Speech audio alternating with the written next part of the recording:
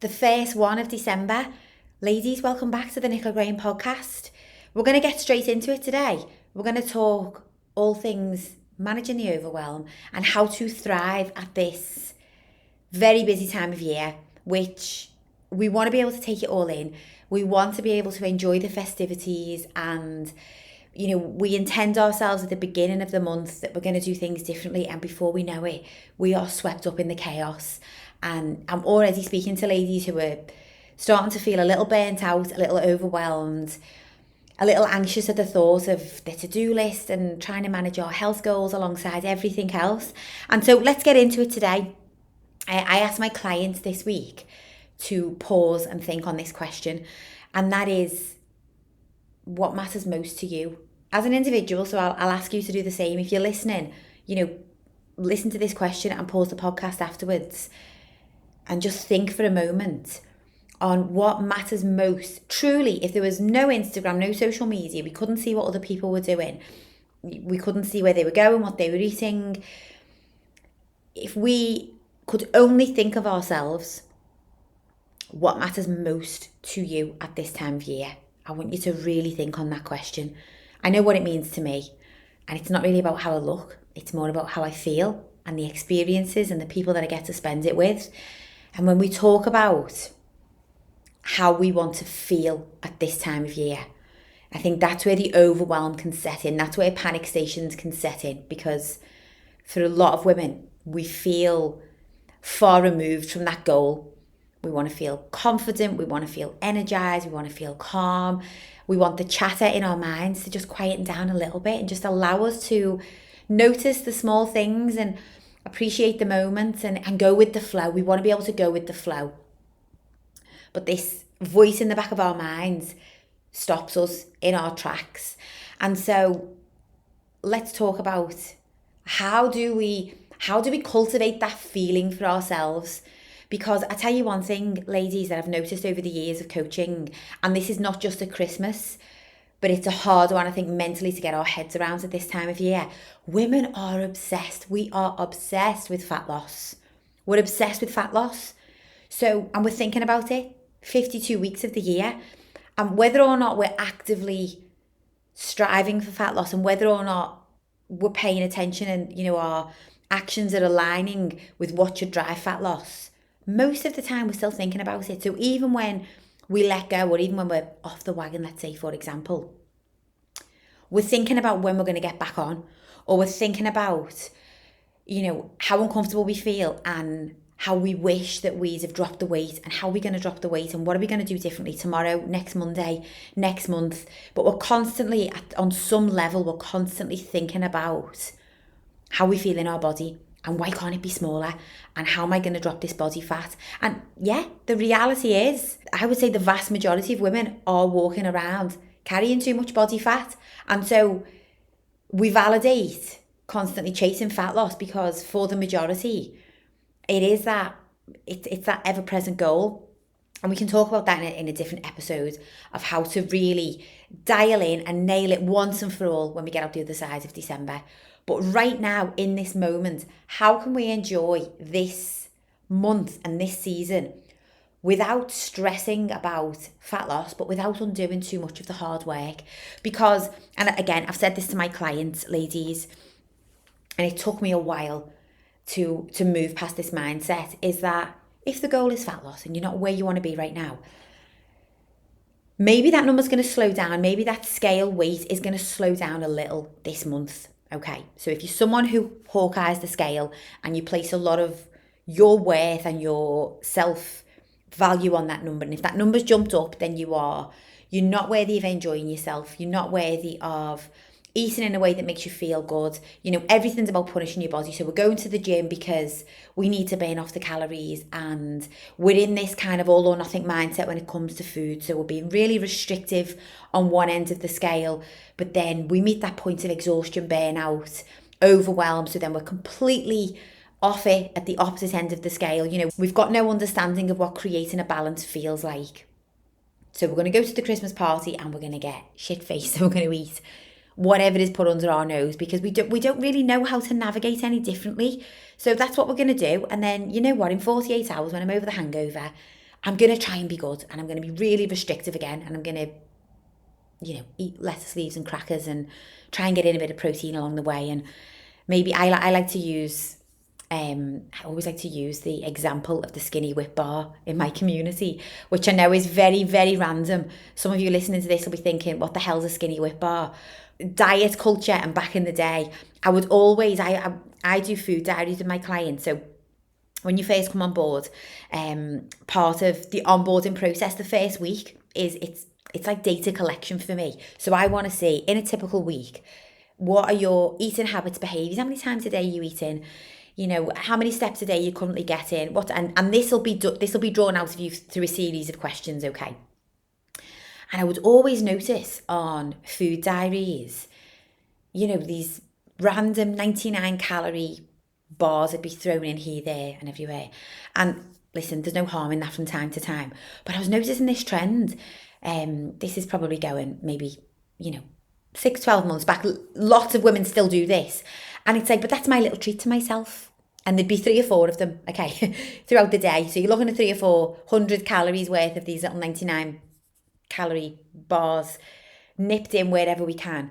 And it's from diet culture, and maybe it's from Weight Watchers mentality, or I know there's so many different trends that have done the rounds, and there's lots of coaches that probably recommend, go to Home and Bargains or wherever you get them, get yourself these 99 calorie bars, just add them in. So anyway, our version of eating well has been heavily distorted, and so we don't know. We don't know how to create a balance for ourselves, ladies. The reality is we just don't. And then when we are presented with these very hyper palatable foods, which is your chocolates and your goodies, essentially, okay, which we know we're faced with a lot more of them at this time of year, we just don't know how to manage it. We don't know how to manage the influx because we're not focused on how we want to feel. We're focused on fat loss at all times. So when fat loss doesn't seem achievable, then we just give up. And we just, as long as we can promise ourselves, and it's an empty promise, isn't it? We promise ourselves we're going to get back to it in January, then we can kind of soothe it. That in itself is an instant form of gratification. That's a dopamine hit right there, ladies. When you tell yourself, I'm going to start again Monday, I'm going to start January the 1st, whatever that magic date is, you are giving yourself a little dose of dopamine. You don't even realise it. And it is a cheap hit of dopamine because half of the time, we're no more clued up on the 1st of January than we are right now. So we tell ourselves we're going to start then, but really what we do is, again, we buy into the latest, promise of quick fix or whatever it might be. You'll know the drill. We've all done it. Some of you, this will be probably touching a nerve more than others. And we just jump back up, we hand our money over, we sign up, and we just hope that we're going to get ourselves out of this pickle that we're in. And at some point, we're going to get the ball rolling and it's going to be a fresh year and everything's going to change because guess what? It's a new year. It just doesn't work like that. It's not the date. It's not the date in the diary that creates the magic. It's you.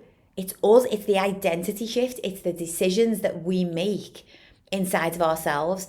And if you've not signed up with a coach and you're not actively part of a program or a community at this point, but you're listening and you're thinking, yeah, I would like to start to feel a little different now, ahead of the peak weeks of December, that comes down to choosing to focus on how we feel in our bodies and moving away from chasing fat loss. So I really want you to pause and ask yourself that question. What really matters to me in this moment? What matters most? I want to be able to get on the photographs. I'll give you some examples of what I've heard from my clients and maybe some of my own examples. I want to be able to get on the photographs with my kids Christmas morning and not feel hideous. I don't want to look back at the photographs. We always look at photographs, don't we? And we remember how we felt. So it doesn't matter how we look, really. We remember how we felt on the photograph. We remember whether we felt great. We remember whether we felt stressed, hungover. We remember those feelings of self-loathing. But one of the goals might be, I want to be able to get on the photographs this month and remember feeling good in myself. I want to be able to go to the nights out and feel comfortable and confident in what I'm wearing. I want to be able to speak to myself with a little bit more grace and a little bit more self-compassion at this time of year. That's a big one. The self-talk is huge, because I don't know about anybody else. I get quite emotional at this time of year, at the drop of a hat. And I can't even blame hormones, because I've always been this way at this time of year. I can see an old person on their own, and instantly my mind is thinking, are they going to be alone for Christmas? Are they okay? Have they got family? And I know I don't know whether it's a female thing or whether it's my empathic side coming out. You know, I can read a verse in a Christmas card and be in tears, and I'm thinking about my grandparents, and I wish they were here, and I wish they got to see my girls, because none of my grandparents got to meet my kiddos. And it's just all of these things at the drop of a hat. The John Lewis advert, which I've not even seen this year. I don't even know if it's out. I'm sure it is. We're in December. But for some of you, there's much heavier reasons why this can be a very emotional time of the year. And so that also plays a part of it. We want to be able to enjoy. But for a lot of women, a lot of families, a lot of you listening, there will also be heaviness at this time of year, and there will be, you know, and it could be because there's strain in your relationship at home. It could be because a loved one has passed away. Like, I always say that every woman has a story behind her, and we're so quick to, you know, we want to show up as our best selves, and again, we just want to be accepted. So acceptance to a lot of us means that we have to look a certain way, we have to weigh a certain number, we have to be seen to be living this picture perfect life on Instagram. But this season, really, it will pull at all of those big emotions, and it's all at once. You can be happy, sad, floods of tears, anxious. We can be all of the things in one day through the month of December. And so that self-talk, anchoring back to that self-talk, is a big one. How do I, you know, what really matters most at this time of year? Ladies, how we speak to ourselves is huge, and what we notice about how we speak to ourselves. And one of the things I've actually learned to do over the last couple of years is just let the little things go and let go of perfectionism, because, you know, I've definitely been that single woman, the wife, the mum, as you know, as the years have gone on, as I've evolved, to just like striving for perfectionism all of the time. And we feel as though it's because we hold ourselves to a high standard, but it's not a high standard. It's an impossible standard. Perfect is an impossible standard. I decided I wasn't going to do matching Christmas PJs last year. Very silly, random example, but honestly, for any of us who always try to do everything a certain way, this is just an example. So hubby's like, oh, we've not done the pajamas. And I said, no, because we don't wear them. Because guess what? I buy them every year, and half of the time they're really thin and rubbish. And so we actually put them on for a photo. And then we want to put our favourite Snuggies back on. Or, you know, I'll buy the kids the lovely matching Snuggie ones. But guess what? They don't come in my size. But they're the best ones for the kids. Okay, they don't come in hubby's size either. So maybe we'll do our thing and we'll buy what's best for us. And I'll buy the kids ones that I know that they'll wear, that they'll be nice and warm in. And that's what matters. And again, this year, hubby was like, what jammies are we getting? And I said, I'm not even looking, because I'm just not going to put that pressure on. I was like, it's not an essential. Like, I don't know why I got caught up in that whole thing of, I know it's cute, and you know what, there'll probably be times when I might see them and they'll catch my eye and I will get them. But that's a very silly example, of just removing the need to keep up with the Joneses and for everything needing to be in a line and perfect. Another example relating to health and fitness. Go to the gym yesterday. I spent 28 minutes in the gym, ladies, including my warm up and my cool down. So I probably spent 20 minutes with weights in my hands yesterday. Very imperfect standard for me is going into the gym and quick in and quick out. And I got in the car on the way home session, and I knew I was going to be promoting the fact that the important thing at this time of year, and I was planning to come on to this in my notes, but let's talk about it while we're here. One of the important things in December is just lifting the weights frequently and often, and removing the need for the session to have to be, 45 minutes long or whatever the usual standard is. And that can feel really uncomfortable. So I got in the car and I was like, oh, I definitely could have done more in the gym then and have more energy. I didn't have the time. I needed to be away from the gym. I had a call that I needed to get onto. And so I knew I was going to be talking about this to my clients, and I was also feeling this discomfort in that moment that I know that a lot of you will feel walking out of the gym after 20 minutes, and we feel like, was that worth it? Was that worth getting the gym clothes on for? Now I'm going to have to get a shower and do all of the things. And this whole narrative that we go through in our minds, where basically we convince ourselves that just wasn't worth the time. Let me tell you, as a woman who is thriving, who has sustained good shape throughout for the last however many years, like pride myself on being able to hold this level of maintenance, and I will hold it throughout December because I've learned to understand that it does count, and it is about consistency. But consistency at different months and different times of the year is going to look different. So consistency in December will look like the short, more effective sessions. And if you can't get into the gym, get yourself a set of dumbbells for at home. Make that a priority. It's going to set you back, I don't know, 20, 30 pounds. I'm not sure, what weights you would need or how much you want to invest. I mean, you can probably get them cheaper than that as well in the supermarket. But place high value on the fact that moving this month, if we want to, we want to tie back to how we want to feel. Okay, we want good energy. We want to feel good in our clothes. We don't want to feel bloated. So our digestive system being able to manage the extra foods, the different foods, the higher calories, we've got to give ourselves a helping hand. Moving your body is one of those things. So consistency, little and often with your training this month is crucial. It's critical. And the example I gave to my clients, we've got 31 days in December. So let's say as an average, on any other month of the year, if we have 31 days, maybe we will go to the gym. Let's just say 16 out of the 31. Okay, so almost halfway there. Some sessions, some weeks 3 times a week, some weeks 4 times a week. Anything between 12 and 16 sessions, okay. In December, we might get 1 or 2 sessions in week 1 and 2.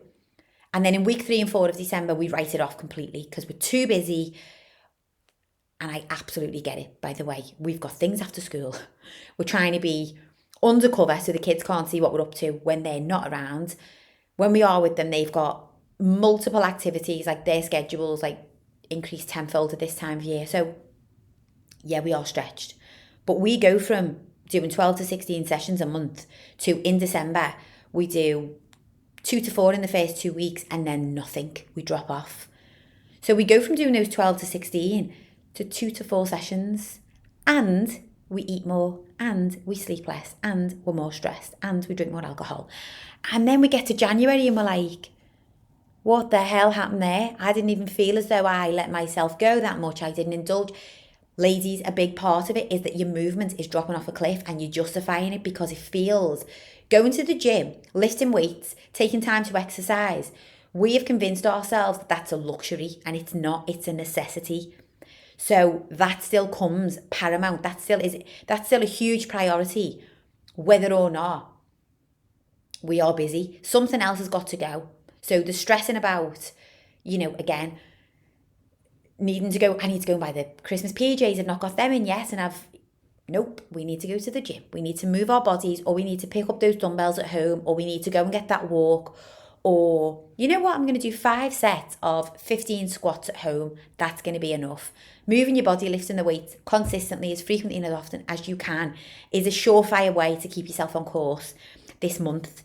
And that'll really tie into what matters most for you, because you will feel physically and mentally a reward from doing that. We talk about this self-talk, and it's funny actually because, so I picked up a client check-in yesterday, and she's not been very well, this lady, and she's been thriving this year. She's been fantastic. She is one of my OG clients. She trains hard. She knows what the thriving lifestyle, she knows what the pillars are, okay? And so she'd been struggling with an injury this past month, and she said, do you know what, Nick, when I can't get the training in, I notice my cravings are on another level. and I'm really struggling to manage the nutrition. She's been injured, but she's also been unwell. So we know that impacts the body and stress levels and recovery and everything else. And I said to her, I want you to read back your check-in, because instantly here we see the correlation is that exercise supports your mental health. Because look how you're describing how you have felt mentally when you aren't exercising. So some of you will absolutely know this. I know it for me. Like, I would say at least 50% of my sessions, I am going in because I know I just need the mental benefits, and the physical are just a massive, they're just a great win, a great byproduct. But some of you won't even assign the two. So we're speaking to ourselves negatively, we're feeling anxious, we're feeling overwhelmed, we're feeling burnt out, not realising that the remedy for this lies in a workout. But because we are so driven by fat loss, working out for us is just something else that's going to add to the overwhelm, is what we tell ourselves. And we're only doing it to drive fat loss. And we haven't got the motivation to worry about that right now, because we've let ourselves go with the diet already. And so we find ourselves in this rock and a hard place again, where we justify maybe leaving the workouts until we've got time, not realising that, this mental chatter that I am struggling with would be alleviated if I just made that 15 minutes for a workout. So I went to the gym yesterday. I done 4 different exercises as supersets. So I done a squat and a shoulder press, superset, back to back, 3 sets on each, lifted as heavy as I could, kept the rest short and concise, and then I moved on and I done a box step up with some lateral raises.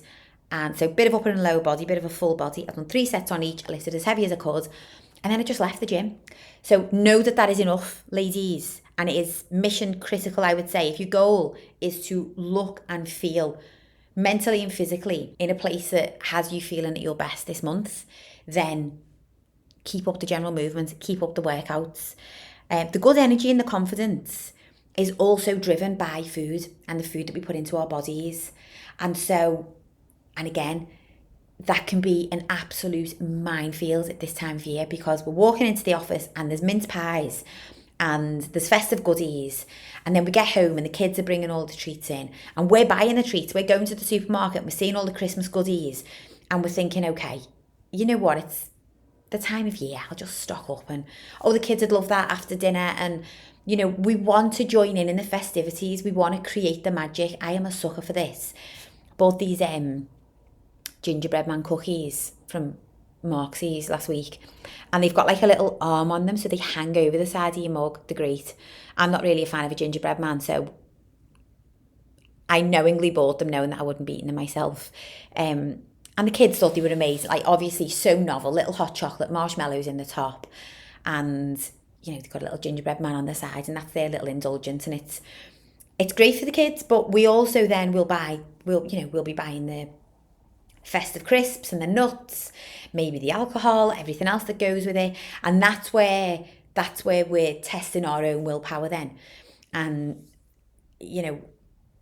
we tell ourselves, put them away for Christmas week, because we've got the family coming over and we've got one thing and another, and we're getting ourselves organised. So again, we're giving ourselves this little narrative, this little safety net of but we're just getting prepared and organised for Christmas. And I'm buying them now, so we don't have to buy it all on my big Christmas shop. But then what do? We eat them now. We get to the weekend, or it's not even the weekend, we get to a weeknight. We're feeling festive. Oh, guess what? We've got them festive goodies in the cupboard. And so before you know it, then we're opening the cheeselets and the nuts, and I don't know, insert festive goodie of choice here. We're going through them now at this time of year, the first and second week in December. But we've also got the social occasions and the work snack table and everything else going on. So before you realise it, and we're only allowing ourselves a little bit here and there, but before you realise it, it's mounting up. And it's the quality of this food. It's the calories. The calories that we cannot take away. Calories matter. So when it comes to, we want to look and feel good, okay? And looking good, by the way, can I just get clear on what I'm talking about here when I say looking good? It's not a certain dress size. It's walking into a room with a spring in your step, with a glow in your face. You look bright. You look relaxed, calm, happy, healthy. Like, that's not a dress size, okay? Eventually, we're going to get the body fat off you, okay? And you are going to walk into that room and people's jaws are going to drop on the floor. No question of a doubt. Are we going to be striving for that at this time of year? This is just a very realistic take, by the way, ladies. You're going to see polar opposites of advice, I'm sure, on social media. We can always find the narrative that we're looking for on socials. So we will definitely find that narrative that tells us, that we can drive fat loss, and this is, this is the skinny whip way to drop the body fat at this time of year. And yes, okay, if that is the goal and you are committed to staying away from any extras when it comes to indulgence and the alcohol and everything else, and we can strive for that. You'll also find the opposite end of the advice spectrum, which will be, you know what, stop stressing about diet, stop stressing about eating the mince pie, go to the Christmas markets, indulge, enjoy, it's the best time of the year, live your best life, YOLO, which YOLO I agree with on some level, but when it comes to food, I'm very black and white on this. Stuff yourself full of junk, ultra processed foods is not, that's not YOLO. That is just giving yourself a hall pass until, once again, January the 1st. So we want to take this into account. We want to just be able to create that middle ground and enjoy it flexibly while still feeling good. And the looking good comes with that. It's just a way that you carry yourself. We all know, like, we can be in a party, someone can walk into a room, and I've many a times the most attractive person to me in the room, it's the energy, it's a vibe, it's like a confidence. And I'm not even looking at what they're wearing or what dress size they are. It's an energy, and it comes from taking care of yourself. I say this all of the time to my clients and you'll see me repost this feedback on my Instagram.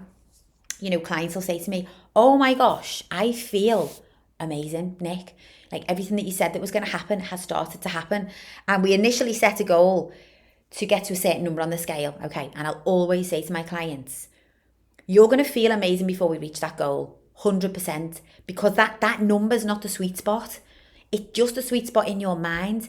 The point of happiness, the point of feeling great is when we reach that point of where you are taking care of yourself as a priority. It feels second nature, it feels good, it's rubbing off on the people around you.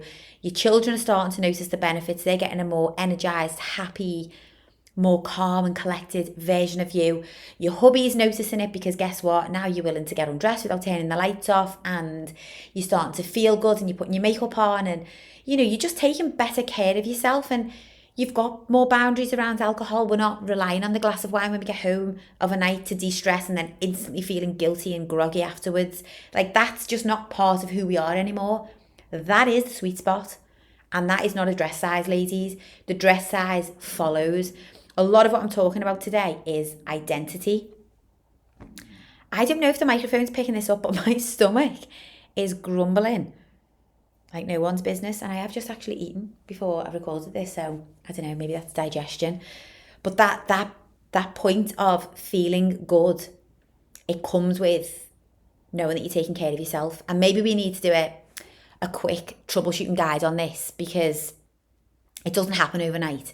So if we're wanting this in the next 3 weeks before Christmas, we're gonna have to find some quick wins somewhere. It's a process. But you can make a decision now. I am going to take better care of myself. And I would say one of the big things, if it's going to happen now at this point in the year, you've got to communicate it with your significant other. You've got to, because otherwise they will expect you to follow suit and show up as the woman that you always have done. If you've always been the woman who drinks half a bottle of Baileys on Christmas Eve, and you both wake up together on Christmas morning and you both feel a bit groggy, and you have the big fry up for breakfast and then you straight back on the alcohol because that's just what you've always done, but that doesn't serve you anymore. My hubby will have a drink on Christmas Eve and I won't, every year, because it's his little tradition that he likes to do. But for me, that one drink, even one, if it's any time after like 8 p.m, it's definitely going to interrupt my sleep, and I'm just not going to feel my best for Christmas Day. And while the girls are little, you've just got to make that shift and make that decision, haven't you, in your mind of like, oh, but what matters most? And I can actually leave the alcohol. I can have my little alcohol free, and we can still do a cheers. We can still have our nice night. But I can't keep up with your traditions to make you happy, because I'm compromising my own version of happiness in the process. And my hubby's amazing. So he just gets who I am. We always get this from our friends, actually. Like, you two are so chalk and cheese. And we're really not. But in some ways we are. And we're very accepting of each other's chalk and cheese ways, because, well, we're very accepting of each other. But I make it a point to always communicate what matters to me and what's important to me. We went out for our little date night last week. And, we very rarely do anything without the kids. I'll be completely honest. I know that that's probably not great couples advice. We should spend time on our own. But, work and life is busy and the weekend comes and we just love doing things, the four of us. Anyway, so we goes out last weekend and we still haven't booked anywhere to go for dinner. And hubby's like, right, Nick, I'm going to book. Where am I booking, babe? I've seen a nice tapas place, blah, blah, blah. And I said, honestly, you know me. Let's just go somewhere where we can get some good meat. A nice piece of steak, a nice piece of chicken, some nice fish. Everything else I'm not bothered about. I want good quality and I want to be able to get some nice meat or fish. Please. And that is me. That's my thing. And listen, my hubby is down for a piece of steak any night of the week. So that was fine. But we've got to make clear what's important to us. And that sounds like such a silly example. But this is the mindset of the thriving version of you that you are yet to allow yourself to step into. So we go along with the tapas. We get there. We realise, oh, there's nothing here that actually, everything is deep fried or loaded in sauce and before we know it, we're not able to eat in a way that aligns with our goals. Don't get me wrong. This is not me vilifying tapas food, by the way. This was the example I was given last week, because we were also going to the Christmas markets, and just context for the rest of the weekend. It was a fun-filled weekend. So, you don't want to put all your eggs in one basket. I knew we were going to be eating out and going Christmas markets, and I was like, okay, I want to be able to spread the goodies over the weekend. But what I see in so many women is we constantly just give away our version of what's going to work for us to accommodate everyone else. And the moment that you just put up that first little boundary, just a little one, doesn't have to be, I'm abstaining from all the good stuff. Absolutely not. I would encourage you to do what makes you happy at this time of year, but truly get clear on what makes you happy. And going along with everybody else is not it. Pleasing yourself first and almost unlocking that version of you that is then able to show up for everybody else it's a powerful place to be. I've kind of gone off on a tangent there, ladies. Who knew? Nicola Graham doing what she does best. So we've got to think about that, because that is where we can tap into instantly unlocking that happy version of ourselves now. Yes, it is a process, but if we can tap into that mindset, start to create those boundaries. No is a complete sentence reminder. Do you want another one? You sure you don't want to come here? You sure you don't want to eat that? You sure you don't want another drink? No thank you. Complete sentence. We don't have to justify our actions to anybody else. That in itself, very uncomfortable. I'm going to set you a challenge. Say no. When needs be, in the next week, just say no and see how it feels. And honestly, some of you might be listening to this thinking, this won't apply to me. I hold my own boundaries.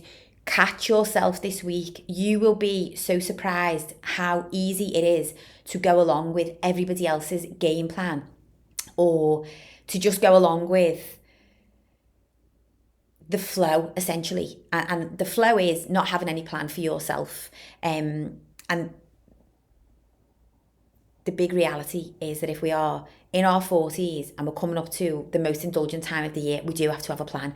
And no, going with the flow it's romanticized. It's, we want to be able to go with the flow. We want to be able to relax. We want to be able to do our own thing. And what's going to happen when you get there? There's going to be no options that cater for you. Maybe you won't be able to get your exercise in, or whatever the scenario is. We have to have a plan for ourselves so that we know what we're doing around the social occasions. Going with the flow comes with having a plan for yourself. Maybe no one has ever told you that, and maybe that's why it is a struggle to keep up.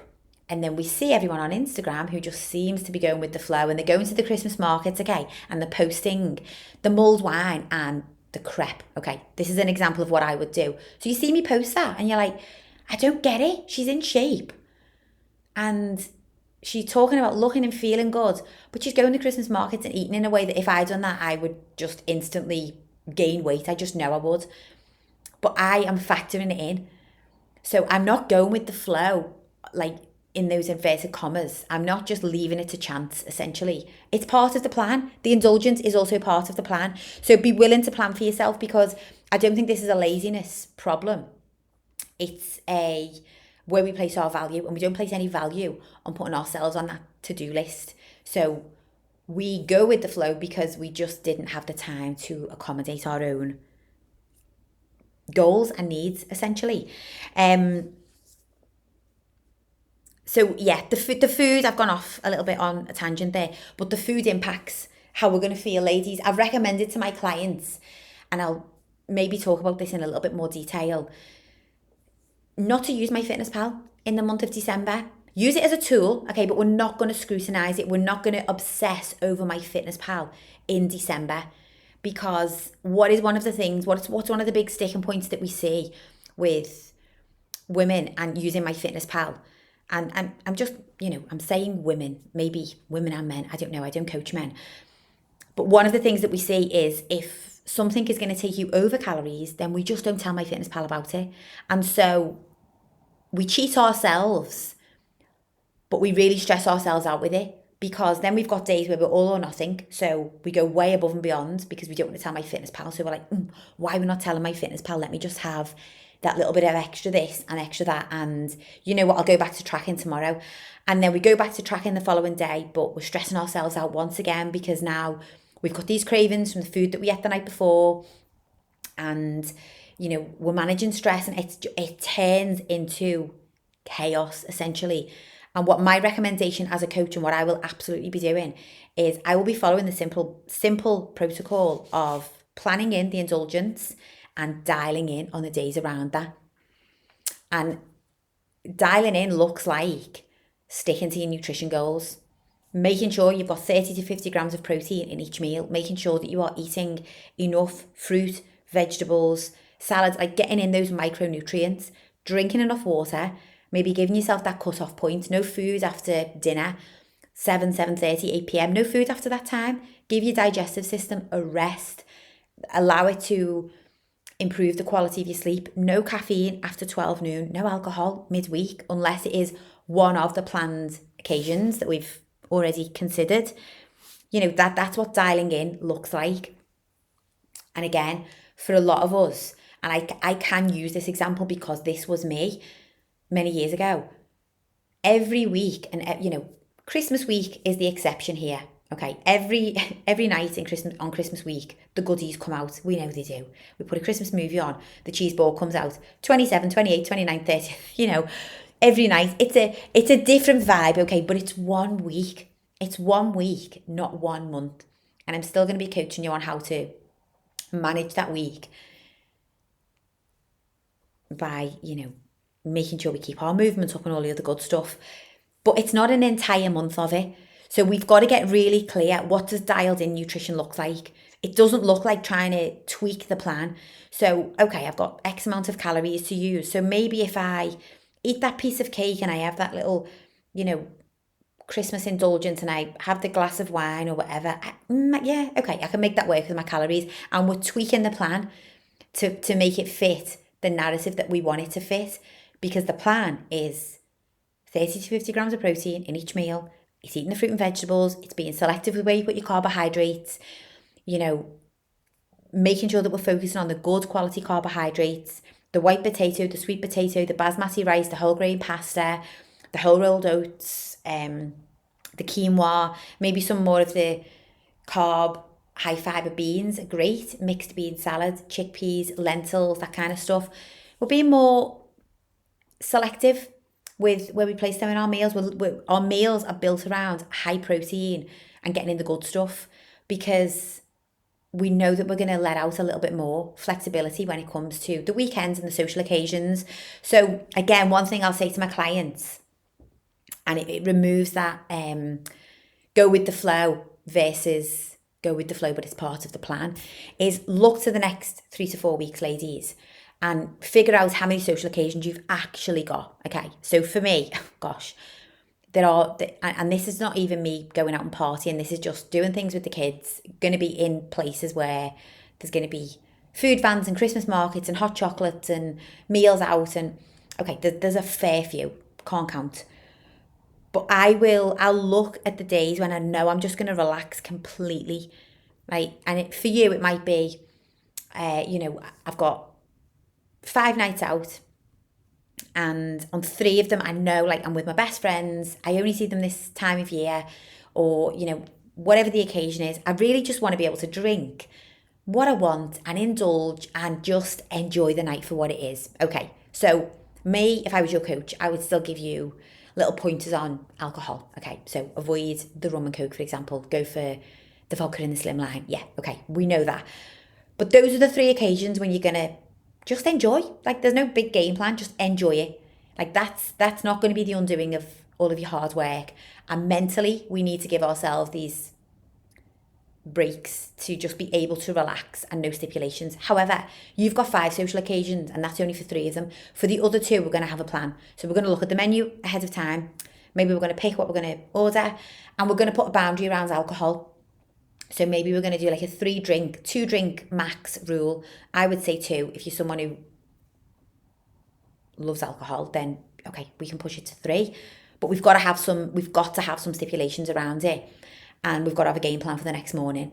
And we've got to, otherwise, those other occasions where we're going to let ourselves go, they become less enjoyable. Like, if you notice that as the month goes on, the socials become less enjoyable, because how many of us by kind of like the 27th of December even, we're already like, oh, I'm so ready to get back to normal. I'm so ready for the 1st of January. By the end of December, everybody is ready for the 1st of January.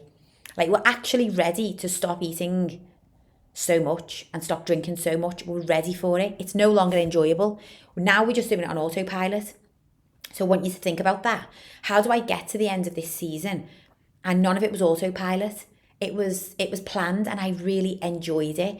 Again, using myself as an example, if I'm going to have a couple of drinks, or I'm going to eat a certain way, or whatever it might be, that's part of the plan. I will fully enjoy that. But if I'm dialed in around it, it makes it even more enjoyable, versus we get up on Christmas morning and we're already stuffed from the build up. And so Christmas Day, like, we're not looking forward to the indulgence so much. It's now just become a part of this big, we've just blurred the lines completely. And so now it's just part of it, and we're just rolling with it. Other things that I will recommend for this time of year, as I've said, is just making sure that you plan in your exercise as a priority. Look at your next couple of weeks. So planning your nights out, planning your indulgence. Get clear on what your non-negotiables are going to look like. They might look different. Again, this time of year, your non-negotiables might change. As long as you can give yourself some non-negotiables, you give yourself an opportunity to feel accomplished. So the non-negotiables are as much for your mindset and your that self-sense of accomplishment as they are for anything else. If you can anchor back to your non-negotiables, you woke and drank a pint of water, you got your 10,000 steps, and whatever else your other non-negotiables are, then you get to feel accomplished without needing everything to be perfect. So that's a big one. If you struggle to know even what to choose from or where to start, head over to the Thriving Women community. And inside of there, I think it's under the resources on Thrive Fat Loss. Head to there, you'll see your high protein snack ideas, you'll find your meal builder, so how to build a meal. and keep it aligned with your goals. So for those days when you're dialing in, understand how to build your meal, using fruit for your natural sweet fix. And there's a list of non-negotiables there also. So have a little look through the community, have a little look through the tools. We've got a daily habit tracker, we've got journal prompts, there's a lot of good tools in there that you can just bring your awareness back to. But planning in your exercise and making sure that we really remove the need for perfection, but we commit to them as a priority. Like it's not something, again, especially if you are late 30s, 40s, early 50s, this is not a luxury, ladies. It's not. It's our responsibility. We want to thrive, okay? We want to be in good health. We want to go into, I would say arguably, the month of January is the month when the most people get hit with illness and run down, and a lot of it is a byproduct of our immune system is taking an absolute hammering in December because of the food, the alcohol, the late nights, the burning candle at both ends. So we leave ourselves feeling like we leave our immune system really vulnerable going into the new year, and a lot of you'll relate to this. And so we want to think about that. We want to think about how can I be proactive and keep myself in the green. And yes, I still want to have this flexibility, but I want to do things differently this year. Exercise, non-negotiable. Get yourself that set of dumbbells. Get those 4 exercises, 3 exercises, 5, 6 sets of one exercise at home. Like, remove the need for perfection and know that if that's all you can genuinely commit to, it is absolutely better than nothing. Of course it is. And it will create that shift in hormones. But the most important one is the identity. The identity piece. Choose now, decide now. Who do I want to identify as in this season? I don't want to be the mum who's burnt out, and I don't want to be spinning all of the plates, and I don't want to be functioning on high stress. And there's many other podcasts on this, and this is only the first of this season. So I'm yet to record the rest of December, ladies. If you're listening to this in the first week of December, and there is something that you would love more insight on, more knowledge on, or maybe something you'd like to hear about, let me know. Drop me a DM. Let me know in the comments below. Drop me an email. Email address is also below. You can email us at the Nicola Graham Podcast. And likewise, if you know that to achieve all of what I've spoken about today, maybe you do want to be part of the group, and you do want to be part of a community, and you want to be part of thriving women, because that's what we are. That's what we collectively are known as. We are women who choose to thrive. It's a choice. We choose to thrive. 52 weeks of the year, it looks different on different weeks. We celebrate each other. We celebrate our wins. We share our wins into the group. We share maybe what we're struggling with, and we share any tips, hacks, anything and everything. We are thriving women. Come and join us. Reach out, drop me, as I've said, drop me a DM, drop me a message on Instagram, drop me an email. You are welcome. And yes, it is the first week in December. And so on paper, technically, this is not the best time to start. But on paper, I think we need to rewrite what on paper looks like for ourselves, ladies. And we need to be willing to be defiant, do things differently, and take charge. And at this moment in time, I would say is a perfect opportunity, because we can still enjoy and we can thrive and take in everything that this season is intended to be when we put ourselves first. But for a lot of women, it's understanding what that looks like. That is the sticking point. We just don't understand what that even looks like. Hopefully something has landed in today's podcast and you've had your penny drop moment. I always love to hear, oh, Nick, you said something in the podcast and it really stuck out for me. And I was listening to the podcast and it was this moment when, so the penny drop moments, keep them coming. If you've enjoyed this and you know somebody else who you'll know will benefit from hearing this, please share. I really appreciate anybody who likes, subscribes, shares the podcast. And I will look forward to catching up with you all again, ladies, next week.